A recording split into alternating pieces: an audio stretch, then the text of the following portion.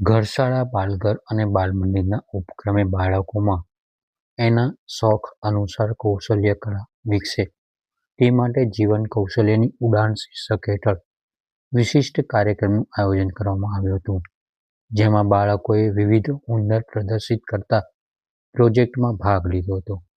કાર્યક્રમમાં આમંત્રિતો વાલીઓ અને સંસ્થાના ટ્રસ્ટીઓએ હાજરી આપી બાળકોના કૌશલ્યને પ્રોત્સાહન પૂરું પાડ્યું હતું. કાર્યક્રમ અંગેની માહિતી બાલઘર અને બાલમંદિરના પ્રિન્સિપલ હિરણાલક્ષ્મીબેન મકવાણાએ આપી હતી.